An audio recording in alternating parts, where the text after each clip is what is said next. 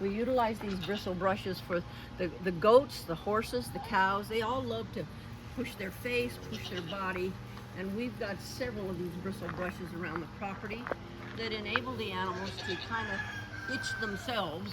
We brush them as often as we possibly need to keep their coats in good order, but they love these bristle brushes. And see, they're always rubbing on something. And goats are horrendous rubbers. The bristle brushes help them. The ends, the old push broom heads help them.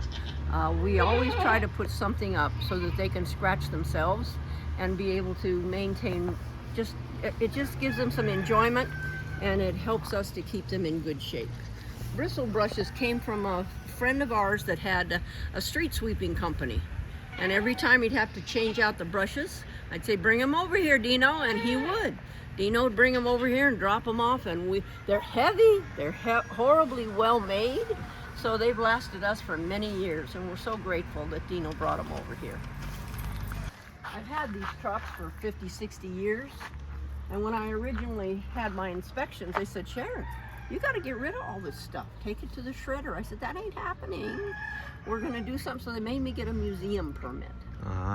So now I can display them, and I can tell everybody about my family's history.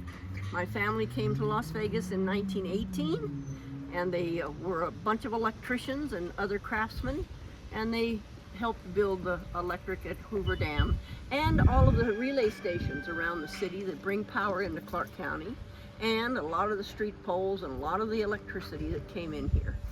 That was what my family did. And when you look at a bird poop tree, here's one here, our little palm tree. And our little palm tree was a bird poop tree. We dug it up, we planted it here. Now we're growing a little bit of the seed that we feed our animals, and we'll recycle that and feed the animals again.